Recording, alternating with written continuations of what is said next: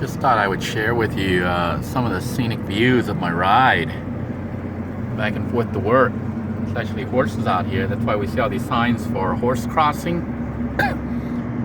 This is north central Florida, which surprisingly is very hilly. Lots and lots of hills and valleys here. Doesn't even feel like I'm in Florida. Look at these trees. They all have the Spanish moss on them, all that stuff you see hanging out that looks like little gray hairs hanging on the trees. Definitely looks like we're in the South. A lot of the trees in the South have those Spanish moss hanging on it. But such a different road than most of Florida roads.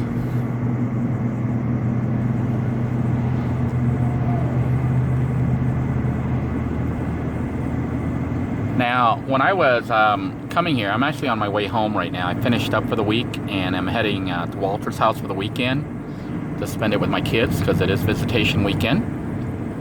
And coming to work, coming through all this, on my first ride down here, I was like, oh my gosh, they're sending me out to the middle of nowhere. There's like farmland out here. People with cattle. You see cows and horses and stuff. I don't know what those things are. Are those real animals? No, those are reindeer. They're fake. I thought they were real deer, real animals standing out there in somebody's yard. Anyhow, they had me coming out here, and I was like, oh man, they're gonna stick me out in the middle of nowhere. This is like the boonies. And I was worried about not being able to find a Walmart or a Planet Fitness. And I'm like, why would they have a Sam's Club out in the middle of nowhere? Surely they generally have the Sam's Club when there's enough people, you know, to make it worthwhile for them to put up the building. So I was driving through like miles and miles of little land like this. I mean, it's just open with orange groves and little farmhouses and stuff like that. And I'm like, why would they stick me out here? This is like the middle of nowhere. Then I popped up and came on the town, and the town's like humongous. It's like really modern and really fancy, an expensive area. Yeah. So I think the knife gig's gonna do okay over here. My first 2 days weren't too bad. First was rough though. I mean, I went through 4 shows and I didn't sell anything. I was like, oh my gosh. Because Lisa, the other salesperson, told me that Larry was here a while back and it did really well over here. But I think because it did so well last time, a lot of the people here already have the knives. Yeah. So it's kind of hard to sell because everyone kept coming by saying, yeah, I already got these knives. They're fantastic. I'm like, oh my gosh. Everybody has these knives here already. But my first day after that rough start, it started selling, and today was not bad at all. I sold quite a few. Wish they had the mega sets, because those big giant ones, I could like really wipe those things out. Like, you know, they're like an excellent value, so people would eat them up. I got the base set, and not the base, but what they call the plus set, which has 16 pieces. It's missing 2 extra steak knives and a santoku knife. But it's cheaper. It's only like $120 versus $150 for the other one. But most people would pay the extra $30 to get 2 more steak knives and a santoku knife. A santoku knife alone is like a $120 knife.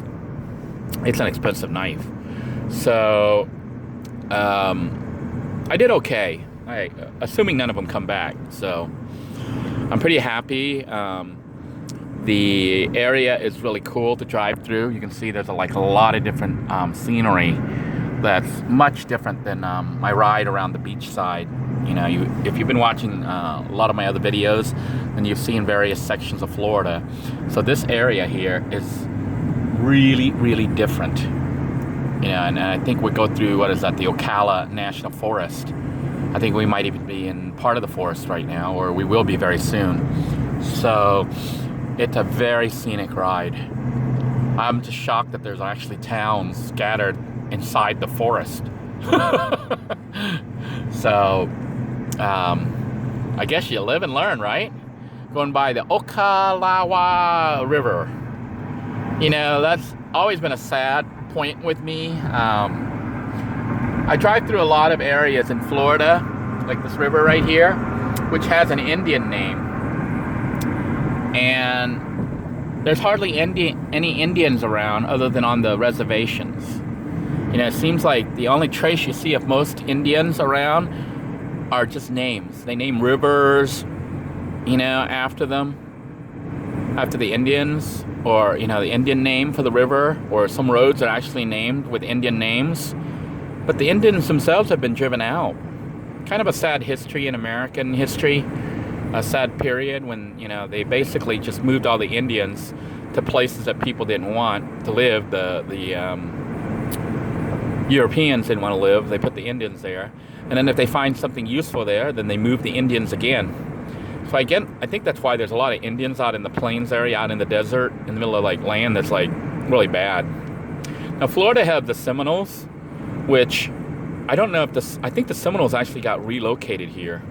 And they stuck the Seminoles out in the swamps, but I'm not 100% sure. I'm sure somebody here is a history buff and can probably tell the full story of the Seminoles, or maybe I'll look it up just to confirm. But if I understand correctly, I don't think the Seminoles were originally in Florida. I think they got moved here, maybe from Oklahoma or something. I don't remember. But they moved a lot of Indians around, you know, during that period. And living in Florida and even the United States, you drive by and you get a lot of Indian names for rivers and other places, and that's pretty much all you see left of the Indians, you know, unless you go to a specific reservation, which to me is really sad.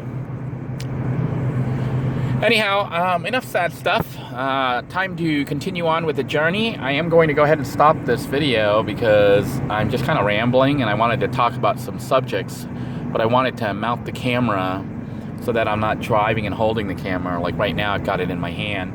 Although being in my hand is pretty cool because then I can show you cool sights as we drive along and you can see it. You know, this is what I see on my ride now, back to and from work every day. And it's certainly an interesting ride. Look at these houses. So, a very interesting ride.